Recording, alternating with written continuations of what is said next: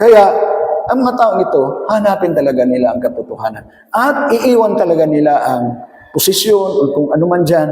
Ako, wala kong maraming magalit sa akin dahil nag-syabat ako. Dahil dati Sunday. Ayaw ko na talaga kasi nalaman ko na magkakasala na ako sa Panginoon. Dahil nalaman mo na. Dahil nalaman ko na.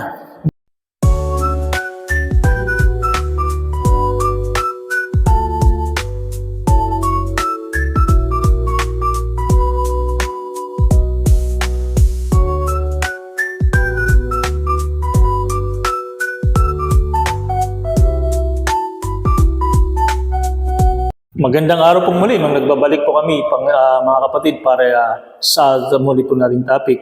Ito po ang the 7 characteristic of keys. Pinag-uusapan pa rin po natin ang the keys of the kingdom. So, napag-usapan na po natin na nakaraan yung kanyang principles. Ngayon naman po ito po yung kanyang characteristic. Kung may 7 principle, meron din namang 7 characteristic. Kaya ito po napakalaga po mga kapatid para maintindihan natin na mayroong 7 characteristic ang keys. Unang-una po, bago po kami magpatuloy, ay binabati po muna namin ng magandang araw ang lahat po ng sumusubaybay sa aming mga videos, saan man kayo sa mundo. Alam ko na may nanonood sa mga panig ng mundo. Salamat sa inyong suporta, salamat po sa pagbahagi ng mga videos namin pong binabahagi dito po sa Gospel of the Kingdom. At kami po natutuwa at tinutulungan niyo po ang grupo, ang aming pong page na ito upang maipalaganap ang salita ng kaligtasan sa maraming tao. At may paunawa at may paalala na ang tamang pamamaraan ay walang iba kundi ang pagsunod sa salita ng Diyos. Walang dagdag, walang bawas. Itong 7 characteristic of keys ay napakahalaga sapagkat ang ating napag-aralan ng una ay ang principle. Ako nga pala muli ay si Pastor Bong Tayab at aking partner, Si Pastor Jose Rainer Tarayo. Salamat po sa inyong lahat. At muli partner, ating pong pag-uusapan itong 7 characteristic of God, of keys. Una dito, keys are laws. Okay? Characteristic po. They are fixed, reliable, standards that never change. When he used correctly, they always work. Ito po yung susi. Bakit kaya na ang susi na ito ay napakahalaga? Because bakit sinabing they are fixed? Pag sinabing fixed, hindi mo pwedeng bawasan, hindi mo pwedeng dagdagan, hindi mo pwedeng kulangan man yan o iksian o habaan. What it is. Dapat ganun po ang ating pong Kung nakasulat, yun ang ating bibigyan ng paliwanag at hindi po tayo kukuha ng paliwanag partner doon sa ibang mga aral na itinaaral ng tao. Kundi ang paaral na iting ibibigay ay nun naman din sa biblical din na pamamaraan. They are fixed. Reliable standard that never change. Ibig sabihin, hindi nagbabago. Hindi nagbabago. Kasi sabi ng Psalm 19 verse 7, the law of the Lord is perfect. Kasi dito, reliable standard that never change. Ibig sabihin, kasi sabi nga natin, ang Panginoon Jesus naman, Hebrews chapter 13 verse 8, right? Hindi siya nagbabago mula noon hanggang ngayon magpakailanman. Ibig sabihin, kung ano mo tinuro niya, as is yun. Amen? At may lagi natuturo ang Panginoon Jesus na mayroon nagsugod sa kanya, ditong Ama, at ang tunay na Diyos ay ang kanyang Ama. Sabi niya, hindi dapat ito madagdagan, hindi dapat ito mabawasan. At tinuturo niya siya nga ang Mesiyas, inaamin niya naman yun . Ang Panginoong Jesus naman, hindi naman siya nagdi-deny kung ano ang sinasabi sa kanya ng kanyang mga disciple. Nung tinanong niya si Peter, ang mga disciple, kung sino siya, ang pagkakilala sa kanila, sa kanya ng mga tao. Ang sumagot is Pedro. Ang sabi ni Pedro, ikaw daw si Elias. Ikaw daw ay si Juan. Ikaw daw ay isang propeta. Pero sabi ng Panginoon Jesus, sino ka? Sumagot si Pedro, ikaw ang Mesiyas, ang anak ng buhay na Diyos. So never change. And because sabi mo ang pinapangaral niya, yun din ang pinipangaral natin dapat hanggang ngayon. Because reliable standard at never change. Fixed, kanina sinabi natin. When used correctly, they always work. Kapag tama ang ating pagkagamit, maganda rin ang patutunguhan. Kaya hindi nagiging maganda pinapatunguhan dahil hindi maganda pagkakaunawa. Kaya sa totoo lang mga partner, hindi naman natin mabiblame iba natin mga kapatid na mananampalataya dahil sa kanilang pangunawa. Dahil sa mga tagapagturo nga na hindi nga rin nila nakita ang katotohanan na ito na ating pinapangaral ngayon about the keys, keys of the kingdom of God or kingdom of heaven. So kaya dito makita natin, keys are laws. Isa sa mga karakteristik niya ay yung keys are laws, they are fixed, reliable, standards that never change. When used correctly, they always work. Kaya partner, napakahalaga nito. Lalo pa kaya ang sinasabi ng pangalawa, partner. So, bago tayo didiretso sa pangalawa, may lang akong naalala. Halimbawa, laws about yung sa Ten Commandments. Di ba? Sa Ten Commandments, ang iba ayaw na. Ayaw na. Yun pa, isa pang problema yun. Kasi ibig sabihin, pag sinabing fixed, perfect, Walang di nagbabago. hindi talaga dapat magbabago. Pag sinabing yung 7 araw, alam mo partner, na-bless talaga ako na siyempre sanay tayo kasi nakagigis na natin simula sa namulatan nating pananampalataya o sabihin na lang natin reliyon. Mula pagkabata, lagi tayong dinadala ng mga magulang natin. So, tuwing alas 6 ng hapon, nagpipray tayo. Pag kumakalimbang na pumupunta tayo sa panahon ng mga pista, tagadala pa tayo ng mga kung ano-ano dyan, tapos choir pa tayo. So, talagang Sunday keeper tayo sa mga panahong yon. Pero nung binuksan ng Diyos, dahil nagpabukas rin naman. Ang mga naghanap, sabi doon sa Jeremiah na you will find me when you seek me with all your heart. Amen. Jeremiah 29 verse 13 yata yun. No? Kapag hanapin natin talaga ang katotohanan, kapag ayon sa ating ninanasa, masusumpungan talaga natin. Kaya isa doon, nung mabasa ka talaga partner yung mayroong binalal ang Diyos na araw. He sanctified the 7th day or ginawa niya ang 7th day na holy. That is na tao naman sa Roman calendar o Gregorian calendar na Sabado. Sabado naman talaga, Shiba, no? Pag magbilang tayo, 1, 2, 3, 4, 5, 6, 7, pang-7 talaga, Shiba talaga yun sa Hebrew. Sa cardinal number. Kaya, yun talaga, nung makita ko yun, binanal. Sabi pa sa Genesis. Kaya, ito ang nag-open ng aking heart, no? Hindi, sabi dito, but by the 7th day, God had finished the work He had been doing. So on the 7th day, He rested from all His work. And God blessed the 7th day and made it holy. So kung ang law is unchanging, fixed, dapat ito rin dapat. Pero, matakin partner nabasa mo naman yan noon. Pero hindi mo naintindihan. Pero nung dumating sa yung Spirit of Truth, naintindihan mo. Because Jesus Christ says in John chapter 8 verse 32, if you know the truth, the truth will set you free. Kaya, Pinalaya ka doon sa paniniwala na mali. Sabi natin mali, direkta na lang sabihin natin. tradisyon na kasi. Tradition yun Oo. At yun lang naman, na ginawa yun na isang tao, na decree. Alam natin kung sino nag-decree nun, kaya na-change yan. Pero when it comes to Bible, kung ano yung sinabi na salita ng Diyos, dapat yun ang ating gagawin. Yes. Amen? Ang masaklap nga lang partner niya, pag ginawa natin yan, mayroong nagsasabi, kulto ka. Okay. Kulto pala yung gumagawa at sumusunod sa salita ng Diyos. Yung pala hindi sumusunod, hindi kulto. Kaya nga, the knowledge of the secret of the kingdom of heaven, the knowledge of the secret of the kingdom of heaven has been given to you. No, isa ito sa patungkol sa araw ng pagsamba. Talagang nabuksan ang puso ko dahil hinahanap ko rin naman talaga kung ano ang tama. So kaya kapag hindi tayo nagkaroon ng knowledge, halimbawa, hindi ko ito nabasa rito sa kasulatan, kasi bago pa ito ibinigay sa Israel, ginagawa na ito nina Adam, nina Noah, ng mga righteous noong unang panahon. Bago pa ito ibinigay. Wala pa Israel. Ginagawa na nila. Ginagawa na nila ito kasi kumana ito ng eternal king as the king of heaven. So talagang nakasulat na yan. So ngayon, talagang hindi dapat ito baguhin. At ayon nga sa history, kayo na lang mag-research. Talagang tao ang bumago nito. At saka mga manonood, mga viewers, huwag po sana kayong mag-judge agad sa aming sinasabi. Kundi, pakinggan nyo po ang Biblia. Basahin nyo po maigi yan. I-research yung history.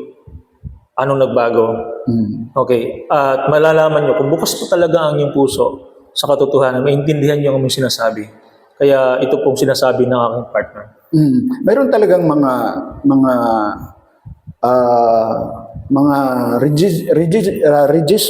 religious laws na talagang obsolete na hindi na dapat gagawin pa. Pero ang araw ng pagsamba, hindi yan nagiging obsolete kasi ginawa talaga yan ng Diyos para sambahin siya sa araw na yun. Specific talaga na yun. Kaya ang law ay fixed, no? Sabi nga, the law of the Lord is perfect, reviving the soul. Oh, nare-revive ang ating soul. Sabi pa ng 119 verse 72, your words is precious to me. Or your law, sa iba is, your law, your Torah is precious to me than 1,000 of pieces of silver and gold. Isipin. Ito po nga partner, kung matalino lang po sana ang mga tao na sumasampalataya sa Diyos. Nung lalangin ng Diyos ang tao, Diyos sa Genesis, lalangin ng Diyos ang lahat ng mga yung ulap, yung bituin, yung halaman, mga hayop, yung dagat, yung bukirin, at yung tao, yung huli niyang ginawa. At pagkatapos nun, nagpahinga ang Diyos sa seventh day. But sabi doon, the Lord God make it holy. At doon ginagawa ito ngayon ng mga taong sumusunod na sumampalataya sa Diyos ni Abraham, Isaac, at Jacob. So ito ngayon ay ginagawa nila. No? Kaya sa panahon ni Noah, ginagawa nila itong pagsamba sa 7 araw. And then, in the middle, sa panahon ngayon ay marami ang sumasamba hindi na Sabado, kundi Sunday na. Okay, dahil sa isang decree ng isang emperor. And then, pagdating, ito may matindi partner, pagdating ng new heaven and new earth, ay kasama namang bubuuhin ng Diyos ang Sabbath day. Ito po nakasaad sa Isaiah 66 verse 22 to 23. No? Nasabi doon sa 22, na sa aking bubuhing bagong langit, bagong lupa, ay sinisigurado ko na inyong pangalan hindi mabubura. At sabi sa 23, sabi doon na from new moon to new moon, from Sabbath to Sabbath, all flesh, pag sinabing all flesh, lahat ng may laman, walang exempted, walang exemption dito. All flesh shall come before me and worship me. Ginamit yung word na worship. Sabi na marami, rest lang yan, hindi yan worship. Bakit dito worship? So dito, in between, from the beginning, sa unang heaven and earth, ay ginawa yung Sabbath. Yung sa new heaven and new earth naman na about to come, ay nandun din yung Sabbath. But the people in the middle, ay marami doon na hindi sumampalataya dito. Why? So according to the Bible, ay piniringan yung kanilang mga mata ng Diyos ng salibutan na ito, na si Satan. So dito makita natin na maraming hindi nakakaintindi. Okay, kaya minsan, kung ikaw nasusunod ka sa tama, ikaw pa minsan ang nabibiktima, sabihan kang kulto. Sila pala hindi sumusunod sa tama, hindi sila kulto. Kaya nga bakit ganon, partner? Partner, hindi ako mahilig magtawag ng mga taong kulto. Kasi sa pagkakaalam ko, ang taong kulto yung hindi naniniwala kay Christ. Itong mga churches kasi na ito, itong mga relihiyon na ito, naniniwala kay Christ. Siguro ang kulto yung hindi kinikilala, hindi tumatawag sa pangalan ni Christ. Maraming alang na hindi nila alam yung way of salvation, pero naniniwala sila kay Kristo. Pero yung mga taong ito, dahil naniniwala kay Kristo, hindi ito pwedeng tawagin kulto. No? Paggalang kasi ang kulto, ang salitang kulto is hidden, cult, hidden, nakatago. Yun ang kahulugan sa Greek, no? Nakahulugan, cult, nakatago, hidden. Hindi, ibig sabihin, hindi talaga mysterious, hindi klarado, unknown, no? Unknown. So, ang sinasamba talaga sa kulto, si Satanas. Itong mga nasa relihiyon, ginagalang natin to kasi si Kristo naman ang kanila ring tinuturo. Kulang nga, yun nga lang nagkakaroon ng debate, nagkakaroon ng, kasi nga hindi dahil na rin sa mga turo na hindi nagkatugma-tugma, na hindi alam ng mga tao na ang Biblia ay self-interpreting. Hindi mo na kailangan pa ng matatalinong tao. Magbasa ka na lang at manalangin ka sa Panginoon at makikita mo, matatagpuan mo na ang sagot pala sa tanong mo, nandyan lang din. Nandyan lang din. So, kaya ang Biblia po ay self-interpreting. Kaya nga, bawal dagdagan, bawal bawasan. Ito ang matindi ngayon. Ang yun pang mga nagtuturo ng tama, yun pa ang pinagsasabihan ng negatibo. Dapat hindi talaga, para sa akin, hindi talaga ako tumatawag ng coach o kung ano man dyan. Kahit ako hindi ko ginagawa yun, partner, kasi kung ikaw babalikan yan, masasaktan ka siguro. Sabi pa nga kasi kapag tinawag mo ang totoo, kulto, bumabalik yan sa iyo. Kasi naalala ko si Balaam, inutusan siya ni Balak. Moabite si Balak, hari ng Moabite, di ba? Sabi niya, "Cursed Israel for me." Itong si Balaam. Binayaran niya pa si Balaam, di ba? Babayaran niya pa. Oo, sabi pa ni Balaam, kahit kalahati ng kaharian. Hindi ko susunod gusto mo, susunod ko na yung Ang dito, partner, ang nabibless ako sinabi ni Balaam. Nung makita na niya ang Israel, sabi niya, "How can I curse the people that are blessed by the Lord?" Yeah, yun nga matindi doon. Kaya yung hindi ako mahilig curse ng kahit alam ko na mali ang kanilang theology. Kasi depende kasi sa desire yun eh. Depende yun sa desire na ibibigay sa iyo ng Panginoon kasi blessed are those who hunger and thirst for righteousness. The righteousness of God, yung salita niya, yung the knowledge of the secret of the kingdom of heaven. Kaya mapalad sila. Kasi yung law, bakit ganoon pagkasabi na wala si Christ? Sabi niya sa 5:17 ba yun na that or tuldok, mangyayari talaga kung ano ang nasa law. So, ang araw ng pagsamba, ang pinakaayaw ni Satanas. Yung sambahin ng Diyos. Sa araw na in-appoint mismo ng Diyos. Appointment yan. Kasi pag ginawa ng tao yun, hindi sa sambang tao sa in-appoint ng Diyos, pambabastos yun sa Diyos. Pagbabastos. Kaya gusto niyo sa bastusin ng Diyos. Kaya lang, siyempre, sa pangunawa naman ng mga Christian ngayon, hindi ganun ang kanilang pangunawa. Kasi hindi na naintindihan. Pero, sa ganung pangyayari, siyempre, sinasabi na sa'yo, binibigyan ka ng information na Sabat talaga ang dapat na pagsamba, ayaw mo pa rin, kinakalaban mo pa rin yan. Ikaw may problema dyan, hindi na yung salita ng Diyos. Hindi na. Oo. Kasi malaking problema na yan. Ikaw nang may problema. Pero kung ano ang kasulatan, hindi talaga pwedeng bawasan, hindi pwedeng dagdagan. Kasi ang parang number yun eh. Pag sinabing number 1 talaga yun. Yung matindi part din, binigyan nila ngayon ng ibang version.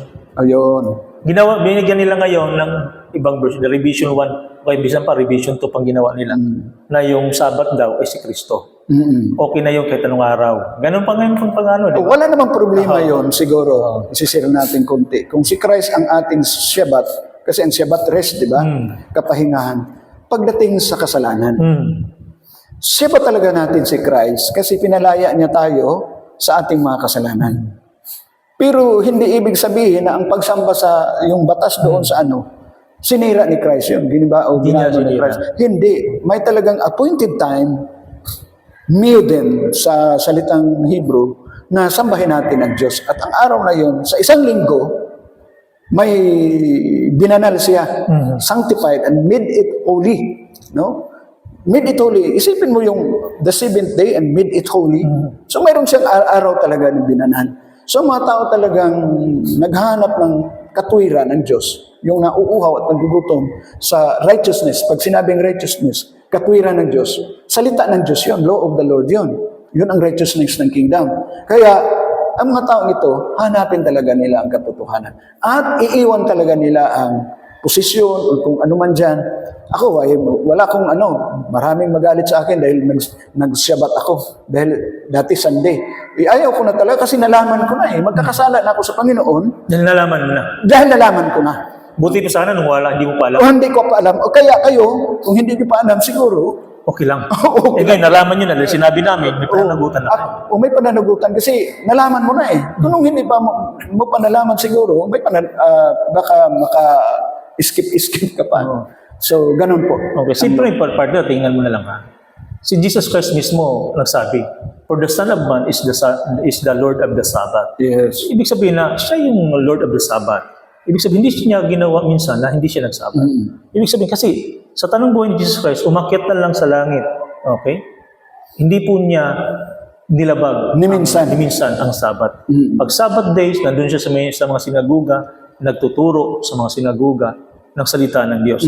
Kaya malinaw part niya na yung rest na sinasabi ng Biblia ay hindi para matulog lang sa bahay. Kundi, manatili ka sa presensya ng Diyos. Yun yung rest na yon. Magngangaral ka, katulad ginagawa natin every Sabbath, nangangaral tayo sa loob ng sambahan, nangangaral tayo sa mga tao, at nag-meditate tayo ng salita ng Diyos. Kaya dito, they are fixed, reliable, sabi Ito dito, pa, never change. partner, naalala ko lang. Kasi sabi nila, bakit si Christ nagpapagaling sa panahon ng Sabat? Kasi mas mahalaga ang buhay. Wala namang problema yun sa panahon ng Sabat. Halimbawa, nagsiseba tayo rito sa araw ng... Tapos mayroong taong nag-request na, Pastor, ipag-pray niyo yung ano. Hindi okay yun kasi mas mahalaga sa Diyos ang buhay.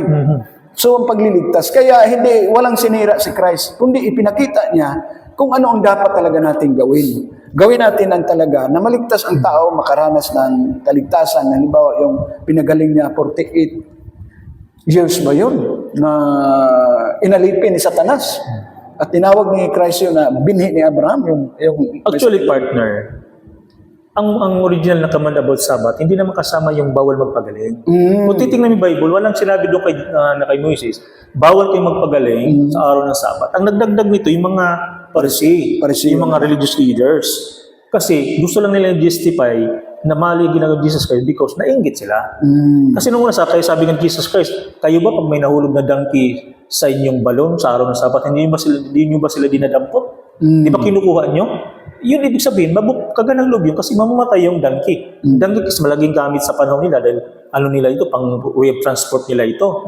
Eh ngayon sabi niya, Jesus Christ, pag ako ba nagpagaling sa araw ng Sabat, masama ba? Isa pang paalong doon, partner, hindi lamang doon sa pagpapagaling, kundi yung mga disciple Jesus Christ kumukuha ng uhay during Sabat. Pero, pansin mo, galing sila sa pagpapahayag ng salita ng Diyos. Amen? Siyempre, nagutom yun eh. Hindi kakain talaga yan. So, mayroong mga bagay na hindi naintindihan ng mga tagapagturo na wala namang problema yun. Hindi nila naintindihan na mas mahalaga ang buhay, pag-ibig, ang nais ng Diyos. Nandiyan yung batas, pero kailangan nating isagawa yon sa espiritu ng pag-ibig. Halimbawa na lang, partner, sa loob ng ating church. Halimbawa, God forbid naman, ang ganda ng pagpupuri natin. Biglang-biglang may mga anak na pala. Pabayaan mo mga anak kasi Sabat? Yun. Hindi pwede yun. Kailangan may deliver siya. Dalhin mo siya para makapanganak siya ng ayos. Hindi dahil sa Sabat, hindi mo pa kailangan, baka mamatayan dyan. Yun. Yun yung pinapaliwanag. Kaya misinterpretation. Misinterpretation, partner. Ng gospel. Ng word of God. Ng law. Misinterpretation ng law, kaya yung 613 laws na yun, mga kapatid. Kailan, partner, hindi tayo magsasabi na kung nagsabat ka at magamit ka ng Sunday, masama. Hindi naman masama. Hindi rin. Kailangan lang maintindihan ng bawat isa na mayroong araw. Pwede mong gamitin ang lahat ng araw sa iyong buhay, pero huwag mong kalimutan ang appointed time na binigay ng Diyos. Ito yung Sabat. Ito yung pinaka-main center of your 1 week sa buhay mo. Kasi appointed time yan eh. Isipin mo yung salitang made it holy. Oo, made it holy. So mayroon talagang araw na binanal. Kaya nga, partner, mas maganda kung ma-experience natin, ma-practice natin na tuwing Sabat. Oras ng gawin, minsan half day lang naman lang ginagawa ng iba. Doon ka lang sa church, magmuni-muni ka lang, tingin ka sa Lord. Buong araw, mabless ka siguro. Kaya practice ko na ngayon kapag Shabbat, araw ng Sabado talaga, kasi na-miss ko ito ng ilang taon. Sinasara ko na yung cellphone ko. Dahil gusto ko na mag-worship galing sa church. Pagdating sa bahay, mag-worship, mag-meditate ng Word of God. Then, kung may lalapit na nangangailangan ng tulong, kung mayroon tayong maitutulong, tutulungan natin. So, yun po kaya ang case, our law, hindi po ito nababago. So, siguro may mga ibang araw na pag-usapan natin ito. Yes. Medyo mahabang pag-usap yung partner sa bagay na ganyan. At maraming ayaw nito. Talagang marami ang aayaw kasi wala na eh. Na-brainwash ka na eh. Katulad ko halimbawa, yun na ang talagang mula pagkabata, yun na. Kaya nung una ko itong marinig, ang aking talaga, pagkontra. Kasi, para sa'yo, mali na yan. Kasi nakasanayan mo na. Kasanayan mo. Ngayon, pero kung tayo ay manalangin, magpapakumbaba sa Diyos, hanapin talaga natin ang katotohanan. At sa araw na maunawaan natin ang katotohanan, doon tayo bibigyan ng kalayaan. Yes. Kaya mga viewers, kung gusto niyo pang matuto o magkaroon kayo ng knowledge, kung gusto niyo muna, mag-ipon muna kayo ng knowledge bago kayo mag-up. Okay lang yan. Oo. Okay lang yan. At least manalangin kayo sa Panginoong Diyos. Okay? And then, maintindihan nyo na ito po yung characteristic ng mga susi, no? Keys are laws. And then pangalawa, keys are principles. Pag ito po yung sinabi natin kanina, yung 7 principles, ito na rin po yun, no? Dadaanan ko lang to sapagkat discuss natin nung aming sa unang video. When Yeshua spoke the keys of the kingdom, he was not talking about the literal or physical locks. No, he is talking about spiritual locks or spiritual keys, no? The keys of the kingdom are principles. Sinabi na po namin ito kanina sa aming unang video. System that operate under fixed law. Ito po yung matindi. Yung principle na yon, doon siya nakabase sa fix, sa law na ito, na naka-fix. Okay, when he gives us the keys, he gives us the principles. Okay, by which the kingdom of heaven operates, we gain access to the system. Yung pinahayag kanina, we gain access to the system that makes the kingdom at work. At once, we learn that the laws, the system, and the principles of all of heaven will be available for us. Kaya dito makita natin na yung hawak mo yung susi, yung literal, sa literal muna tayo ng susi. Pag hawak mo yung susi, may principle yon kung paano mo siya mabubuksan. Anong principle doon? Pihitin mo. Pihitin mo para mabuksan mo. Kasi pag pinasok mo na yung susi, wala kang gagamitin principle kung paano mo siya mabubuksan. Hindi mo mabubuksan yun kasi pag ang susi, pinipihit talaga yon. At baka saka mo mabubuksan. Ngayon pupunta tayo sa number 3. Keys are system. Every government runs one system. The political system, the military system, and etc. And we are here in the kingdom of God. We are running under the godly government runs by God's system. Okay? Kaya ito, pakinggan natin ang ipapahayag na aking partner sa kanyang karagdagan. So, alam natin, every government ay meron talagang system. Educational system, political system. So, may mga sistema. May mga talaga. sistema. May mga system talaga na nag-ooperate. No? So, itong system na ito, yung system ng government, halimbawa, controlling the government, no? Itong system na ito ng gobyerno, minsan nasisira ito ng tao.